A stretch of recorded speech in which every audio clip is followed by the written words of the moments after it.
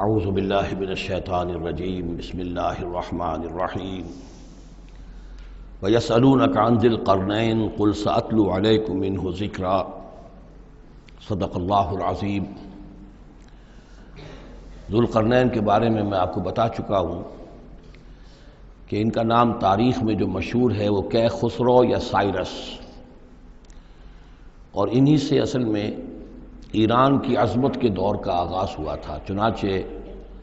تقریباً میں سمجھتا ہوں کہ شاید 25-30 سال پہلے کی بات ہے، جب شہنشاہ ایران، اس وقت جب کہ ان کی بادشاہت جو ہے وہ بڑے عروج پر تھی، انہوں نے 2500 سالہ برسی منائی تھی انہی کیخسرو کی، سائرس کی۔ ان کی قبر جو ہے مقبرہ وہ دریافت ہو گیا تھا، اور وہاں پر ان کا ایک مجسمہ بھی دریافت ہوا تھا کھدائی پر۔ اس مجسمے میں وہ 2 لگے ہوئے تھے، سینگ بھی۔ اس موضوع پر سب سے پہلے مولانا ابوالکلام آزاد مرحوم نے، جو اپنی ترجمان القرآن کے نام سے انہوں نے مختصر ترجمہ اور تفسیر لکھی ہے، اس میں بڑے تفصیلی نوٹس لکھے ہیں۔ سب سے پہلے اہل علم کے حلقے میں ان کے بارے میں جو معلومات ہیں وہ ان کے ذریعے سے آئی ہیں۔ اب یہ تقریباً یونیورسلی ایکسیپٹڈ ہے۔ پھر سوال پیدا ہوتا ہے کہ ان سے کیا دلچسپی یہود کو تھی، تو وہ بھی سمجھ لیجئے کہ نبوکدنضر نے 587 قبل مسیح میں حملہ کیا تھا فلسطین پر، اور نبوکدنضر عراق کا بادشاہ تھا۔ اس مڈل ایسٹ کو ذہن میں رکھیے کہ میڈیٹرینین کے بالکل ساتھ ہے ملک شام، اور شام ہی کا ایک علاقہ فلسطین ہے۔ اس وقت جو ہے یہ فلسطین اور اسرائیل اور شرق اردن اور ویسٹ بینک اور لبنان، یہ سب مل کر جو ملک بنتے ہیں، در حقیقت یہ شام عرب ہے، یہ شام ہے۔ پھر اس کے مشرق میں یہ عراق عرب یا عراق ہے، اور اس کے مشرق میں پھر ایران ہے۔ تو عراق کا بادشاہ تھا جس نے حملہ کیا تھا یروشلم پر، تباہ و برباد کیا، اور ان کو قیدی بنا کر لے گیا۔ کیپٹیوٹی کا دور ان کا تقریباً 150 برس کا ہے۔ لیکن اس عرصے میں ایران میں یہ شخصیت ابھری کیخسرو کی یا سائرس کی۔ اس نے پھر فتوحات کا دائرہ شروع کیا، تو سب سے پہلے عراق کو فتح کیا، بیبیلونیا کو، اور یہاں پر جو یہ اسیر تھے یہودی، ان کو اجازت دے دی کہ تم واپس جاؤ، اپنا یروشلم آزاد کرو، اپنے جا کر آباد کر لو دوبارہ۔ تو گویا کہ یہ محسن ہیں ان کے، ذوالقرنین جو ہے ان کے محسن ہیں، جن کی وجہ سے کہ جن کے ذریعے سے اللہ تعالیٰ نے انہیں بیبیلونیا یعنی عراق کی کیپٹیوٹی، جو ان کی اسارت کا دور تھا، اس کو ختم کیا، آزادی ملی، اور پھر یہ واپس آئے۔ حضرت عزیر علیہ السلام کے ساتھ قافلہ آیا ہے، اور وہ تقریباً پھر انہوں نے آ کر یہاں اثر نو اس شہر کو بھی آباد کیا، اور ہیکل جو ہے حضرت سلیمان علیہ السلام کا بنایا ہوا جو وہ عبادت خانہ تھا، اس کو دوبارہ تعمیر کیا۔ اس اعتبار سے ذوالقرنین جو ہے وہ ان کی تاریخ میں ایک معروف شخصیت ہے۔ تاریخ سے معلوم ہوتا ہے کہ انہوں نے پھر ایران کی پہلی حکومت کو کنسولیڈیٹ کر کے پارس اور مادہ کو ملا کر ایک سلطنت ایران بنائی۔ پھر ان کی فتوحات کے 3 دائرے ہیں۔ مغرب کی طرف میڈیٹرینین تک پورا علاقہ فتح کر لیا۔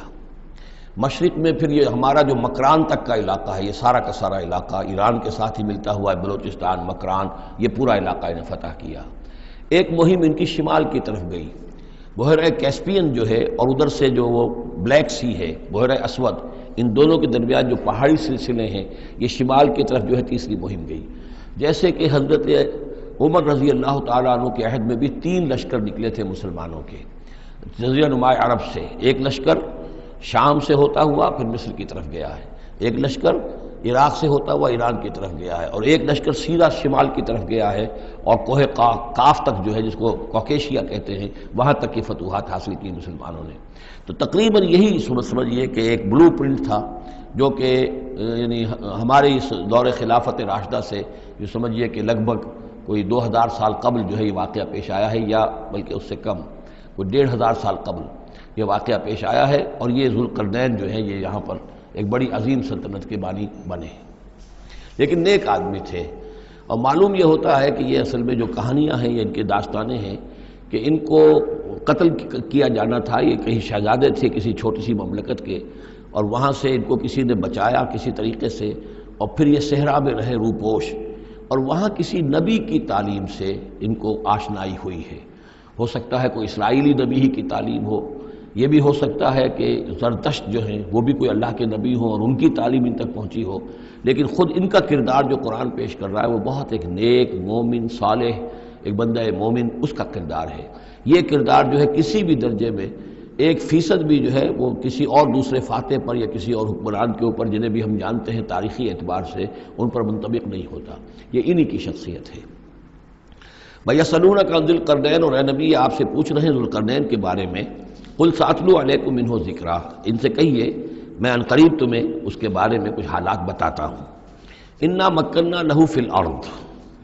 ہم نے اسے زمین میں بڑا تمکن عطا کیا تھا، غلبہ عطا کیا تھا، وَآتَيْنَاهُ مِن كُلِّ شَيْءٍ سَبَبًا، اور ہم نے اسے ہر طرح کا ساز و سامان، وسائل و ذرائع، تمام اسباب جو ہیں فراہم کر دیے تھے۔ فَأَتْبَعَ سَبَبًا، تو انہوں نے پھر ایک مہم تیار کی، یعنی ایک فتوحات کا دائرہ مغرب کی طرف، حتیٰ اذا بلغ مغرب الشمس، یہاں تک کہ جب وہ سورج کے غروب ہونے کی جگہ تک پہنچ گئے۔ اب یہ پرانے زمانے میں ظاہر بات ہے کہ پورا اس سے زیادہ نقشہ تو لوگوں کو معلوم بھی نہیں تھا، جب میڈیٹرینین کے ساحل پر پہنچ گئے تو معلوم آگے تو سمندر ہے، اور سمندر میں پھر آدمی کو محسوس ہوتا ہے سورج ڈوبتا ہوا۔ اگر آپ ساحل سمندر پر کھڑے ہو کر دیکھیں تو معلوم ہوتا ہے سمندر میں سورج ڈوب رہا ہے، تو یہ گویا کہ مغرب الشمس بن گیا ان کے لیے، وہ یہ سورج کے ڈوبنے کی جگہ۔ حتیٰ اذا بلغ مغرب الشمس، جب وہ پہنچ گئے سورج کے غروب ہونے کی جگہ، وجدہا تغرب فی عین حمیۃ، تو انہوں نے دیکھا اسے ڈوبتے ہوئے، وہ ڈوب رہا ہے ایک بڑے گدلے سے سمندر کے اندر۔ وہ جو وہاں کا سمندر ہے بڑا گدلا سا ہے، یہ ایجین سی وغیرہ جو کہلاتے ہیں یہ بہت گدلے سے پانی کے ہیں۔ ووجد عندہا قوما، اور وہاں انہوں نے ایک قوم کو پایا مراد یہ کہ اس قوم پر انہیں فتح ہوئی، جنگ ہوئی، انہوں نے ان کو شکست دی، اور وہ قوم گویا کہ اب ان کے رحم و کرم پر ان کی گویا کہ وہ محکوم ہو گئی۔ قلنا یا ذوالقرنین، ہم نے کہا ذوالقرنین سے، اب یا تو یہ کہ یہ شاید نبی ہو، واللہ عالم، تو اللہ تعالیٰ کا اس طریقے سے براہ راست ان کو وحی کرنا، لیکن غیر نبی کو بھی اللہ تعالیٰ الہام کے ذریعے سے، جیسا کہ ہم نے دیکھا کہ وہ تو شہد کی مکھی کو بھی لفظ وحی آیا ہے، تو یہاں آیا ہم نے کہا اے قرنین، اور یہ بھی ہو سکتا ہے یہ صورتحال کی تعبیر ہو کہ گویا کہ وہ حالات زمان حال سے یہ کہہ رہے تھے۔ قلنا یا ذوالقرنین اما ان تعذب و اما ان تتخذ فیہم حسنا، کہ یا اے ذوالقرنین تمہیں اب پورا اختیار ہے، چاہو تو یہ جو مفتوح قوم ہے تمہاری اسے تم سزا دو، عذاب دو، ستاؤ انہیں، یا یہ کہ تم ان کے اندر اچھی روش اختیار کرو، ان کے ساتھ حسن سلوک کرو۔ قال، انہوں نے کہا اما من ظلم، جو کوئی ظالم ہے، بے انصاف ہے، ہو سکتا ہے اس سے مراد کفر اور شرک بھی ہو، فسوف نعذبہ ثم يرد الى ربہ فیعذبہ عذابا نکرا، تو اسے تو ہم عذاب دیں گے، سزا دیں گے، اور پھر وہ لوٹایا جائے گا اپنے رب کی طرف، پھر اس کا رب اس کو عذاب دے گا جو اصل عذاب ہے، برا عذاب، سخت عذاب۔ واما من آمن وعمل صالحا، اور جو لوگ ایمان لائیں گے اور یقین کریں گے حقائق پر، اللہ کو مانیں گے، وعمل صالحا، اور نیک عمل کریں گے، فلہ جزاء الحسنی، تو اس کو ہم اچھا بدلہ بھی دیں گے، وسنقول لہ من امرنا یسرا، اور اس سے ہم اپنے معاملے میں بھی نرم بات کریں گے، یعنی یہ کہ ان سے ٹیکس اگر لینے ہیں تو نرمی کے ساتھ لیں گے، جو مفتوحہ ممالک کے ساتھ معاملہ ہوتا ہے تو ہم ان کے ساتھ نرمی کا سلوک کریں گے جو ایمان لے آئیں گے۔ ثم اتبع سبابا، مغرب کی طرف سے فارغ ہو کر پھر اب یہ مشرق کی طرف گئے، پھر انہوں نے ایک اور مہم کا بندوبست کیا، حتیٰ اذا بلغ مطلع الشمس، یہاں تک کہ جب وہ سورج کے طلوع ہونے کی جگہ تک پہنچ گئے۔ اب یہ جہاں تک تاریخی طور پر ثابت ہے وہ صرف مکران کے علاقے تک اتنی دور تک آئے ہیں، واللہ عالم، ہو سکتا ہے کہ مکران کے ساحل پر کھڑے ہو کر بھی انہیں محسوس ہوا ہو کہ بس اب یہ سورج جو ہے غروب ہو رہا ہے یا طلوع ہو رہا ہے وہاں سے، مطلع الشمس، تو وہاں جب پہنچے، وجدہا تطلع علی قوم لم نجعل لہم من دونہا سترا، تو انہوں نے پایا اس کو کہ وہ طلوع ہوتا ہے ایک ایسی قوم پر کہ جس کے لیے ہم نے آفتاب سے کوئی اوٹ نہیں رکھی ہے، یعنی یہاں کے جو قبائل تھے، گیڈروسیا وغیرہ یہ کہلاتا تھا اس زمانے کے اندر، یہ وحشی قبائل تھے، ان کو ابھی چھت بنانے کا فن نہیں آیا تھا، یعنی گھر جو ہوتے تھے وہ صرف دیواریں کھڑی ہوتی تھیں، کہ جو خالی پلاٹ ہے زمین کا اس میں یہ دیوار کھڑی ہے، یہ میرا گھر ہے، یہ تمہارا گھر ہے، لیکن گھر میں چھت وغیرہ کا بھی کوئی تصور ان کے ہاں نہیں تھا۔ ظاہر بات ہے کہ چھت ڈالنا جو ہے یہ تو ایک تمدن کے ارتقاء کے دور کی علامت ہے، تو وہ بغیر کسی سورج کے سائے کے وہ اپنی زندگی گزارتے تھے۔ کذالک، ایسا ہی ہوا وہاں بھی، یعنی جو پہلے ہوا تھا کہ یہاں بھی معاملہ وہی ہوا کہ اللہ تعالیٰ نے اختیار مطلق انہیں دیا، فتح دی، لیکن انہوں نے یہاں بھی یہی کہا کہ جو نیک لوگ ہوں گے ان کے ساتھ ہم نرمی کریں گے اور جو شریر ہوں گے ان کو سخت سزا دیں گے۔ وقد احطنا بما لدیہ خبرا، اور ہمیں پوری طرح معلوم ہے کہ جو وہاں اس کی خبر ہوئی اور جو بھی حالات وہاں گزرے، جو ماجرا وہاں ہوا۔ ثم اتبع سببا، اب یہ تیسری آ رہی ہے، ثم اتبع سببا، پھر اس نے ایک اور مہم تیار کی، یہ شمالی مہم ہے۔ حتیٰ اذا بلغ بین السدین، یہاں تک کہ جب وہ دونوں پہاڑوں کے درمیان پہنچ گئے، دو سد، دو دیواروں کے درمیان پہنچ گئے، تو یہ سمجھ لیجئے بحیرہ کیسپیئن داہنی طرف ہے مشرق میں، اور بلیک سی بحیرہ اسود، بحر اسود، اس کے درمیان یہ سلسلہ کوہ ہے، اور یہ پیرلل چلتے ہیں دو، اور ان کے درمیان سے پھر وہ درے ہیں کہ جن میں سے ہو کر شمالی علاقے سے جو وحشی قبائل تھے وہ آ کر یہاں حملہ کرتے تھے، تاخت و تاراج کرتے تھے، لوٹ مار کر کے چلے جاتے تھے، جن کو یاجوج ماجوج کہا گیا ہے۔ حتیٰ اذا بلغ بین السدین، جبکہ یہ پہنچے ان دونوں دیواروں کے درمیان، وجد من دونہما قوما، تو انہوں نے پایا ان دونوں کے ورے ایسے لوگوں کو، لا یکادون یفقہون قولا، یہ لوگ بھی ایسے تھے غیر متمدن، کیونکہ بات سمجھتے نہیں تھے، یعنی زبان ایسی ہوگی کہ جو ان کی سمجھ میں نہیں آ رہی تھی، لیکن یہ کہ کسی نہ کسی ذریعے سے انہوں نے اپنا ایک مطلب، اپنی ایک عرضداشت پیش کی۔ قالوا یا ذا القرنین، انہوں نے کہا کہ اے ذو القرنین، ان یاجوج و ماجوج مفسدون فی الارض، یاجوج اور ماجوج جو قومیں ہیں یہ زمین میں بہت فساد مچانے والی ہیں، فہل نجعل لک خرجا، تو کیا ہم آپ کے لیے ایک سالانہ خراج مقرر کر دیں، الی ان تجعل بیننا و بینہم سدا، اس کے عوض کہ آپ ہمارے اور ان کے درمیان ایک سد تعمیر کر دیں، ایک دیوار حائل کر دیں کہ وہ ہم پر حملہ آور نہ ہو سکے، یعنی درے کو بند کر دیا جائے۔ یوں سمجھیے جس اصول پر کہ آج کل ڈیم بنتے ہیں، ڈیم کیا ہے کہ ایک پہاڑی سلسلہ یوں آ رہا ہے، ایک پہاڑی سلسلہ یوں آ رہا ہے، دریا درمیان میں سے گزر رہا ہے، آپ نے اس گزرگاہ پر ایک دیوار کھڑی کر دی، تو یہ گویا کہ ایک آرٹیفیشل لیک کریٹ ہو گئی، پانی یہاں جمع ہو رہا ہے۔ تو اگر پہاڑی سلسلے دو چل رہے ہوں، ان کے درمیان جو راستہ ہے اس کو اگر بند کر دیا جائے، ایک دیوار کھڑی کر دی جائے، اور اس دیوار کے مضبوط دیوار ہو، تو ظاہر بات ہے کہ پھر ادھر سے کوئی آ کر حملہ آور نہیں ہو سکتا، ان کے لیے ایک حفاظت کا سامان ہو جاتا ہے۔ یہاں یہ سمجھ لیجئے کہ یاجوج ماجوج سے کیا مراد ہے۔ حضرت یافس علیہ السلام، جو تین بیٹے تھے حضرت نوح علیہ السلام کے، سام، حام، یافس، سامی نسل کے بارے میں تو ہم نے بہت کچھ سمجھ لیا کہ حضرت ابراہیم بھی سامی نسل سے تھے، پھر قوم عاد بھی سام ہی کی نسل کی ایک شاخ تھی، قوم سمود بھی اسی کی شاخ تھی، یہ تمام جو ہے یہ تو سیمیٹک ریسز ہیں۔ حضرت یافس کی اولاد نے یہ سینٹرل ایشین ماؤنٹینز کا جو سلسلہ ہے اس کو کراس کیا اور شمال میں چلے گئے،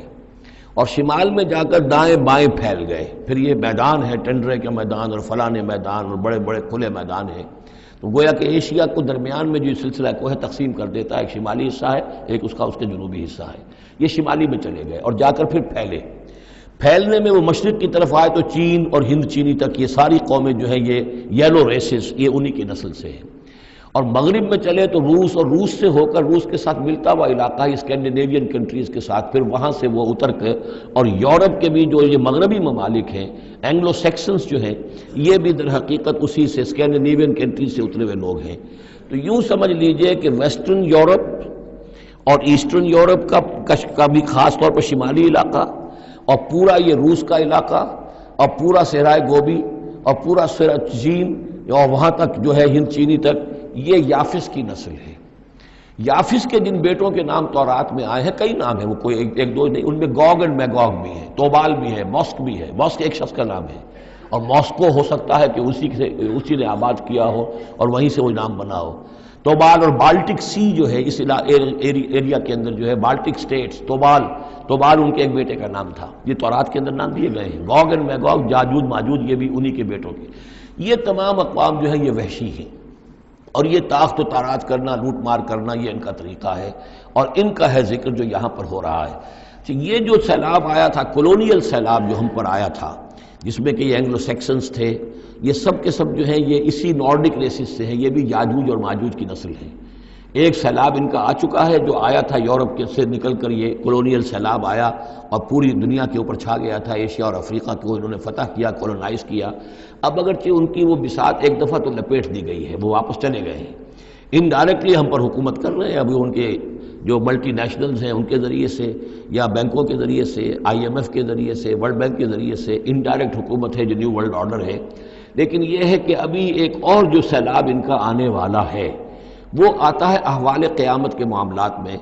آرمگڈون کے بعد جب حضرت مسیح علیہ السلام کا نزول ہو چکے گا اور یہودیوں کا خاتمہ ہو چکے گا، اور پھر یہ کہ تمام جو عیسائی ہیں وہ مسلمان ہو جائیں گے، عیسائیت ختم ہو جائے گی حضرت مسیح علیہ السلام کے آنے کے بعد، اور مسلمان اور عیسائی مل کر ایک ملت بن جائیں گے، سب مسلمان ہوں گے۔ اس کے بعد آخری سیلاب پھر آنا ہے جو اس کے خلاف، وہ احادیث میں آتا ہے، پھر وہ یاجوج اور ماجوج کا ہوگا۔ اور میرے نزدیک یہ یاجوج اور ماجوج جو ہے وہ ایسٹرن علاقے سے آئیں گے، چائنا وغیرہ سے، ہند چینی سے۔ آرمگڈون جو ابھی ہونی ہے فوری طور پر بڑی جنگ، اس میں یہ لوگ جو ہے بیٹھے رہیں گے، یہ جنگ میں حصہ نہیں لیں گے۔ یہ مڈل ایسٹ میں جنگ ہوگی، یورپین پاور ساری ہوں گی، کرسچین پوری طاقتیں ہوں گی، اور ادھر جو ہے مسلمان ہوں گے، اور حضرت مہدی جو ظاہر ہوں گے، جو اللہ تعالیٰ ایک عنایت کرے گا مسلمانوں کو لیڈر عرب کے اندر، وہ پیدا ہوں گے، مجدد ہوں گے، اور ان کے ذریعے سے عرب کے اندر ایک اسلامی حکومت بھی قائم ہوگی۔ لیکن ان کے لیے مدد کے لیے خراسان کے علاقے سے فوجیں آئیں گی، مشرق سے آئیں گی، اور یہ علاقہ جو ہے وہ ہے جو ہمارے قریب ہے، اور ہم بھی اسی علاقے میں ہیں۔ اللہ تعالیٰ ہمیں توفیق دے کہ یہاں وہ ہم پہلے اس نظام میں خلافت قائم کریں، تاکہ یہاں سے پھر فوجیں جائیں اور حضرت مسیح کے ساتھ ہو کر اور حضرت مہدی کے ساتھ ہو کر عیسائیوں اور یہودیوں کے ساتھ جنگ کریں، اور بالآخر پھر یہ کہ پوری دنیا میں اسلام کا بول بالا ہوگا۔ لیکن جب یہ ہو چکے گا، اس کے بعد ایک سیلاب پھر آئے گا یاجوج اور ماجوج کا۔ تو یہ چونکہ پوری ایک سلسلہ ہے، ایک نسلیں ہیں اس کے اندر بہت سی، تو ان میں چونکہ تفسیری اعتبار سے بہت سی باتیں جو ہے مختلف آراء بھی سامنے آئیں گی، تو میں نے جو رائے میری ہے وہ آپ کے سامنے بیان کر دی ہے۔ اس وقت میں وہ یاجوج ماجوج تھے جو ان شمالی دروں سے آ کر حملے کرتے تھے،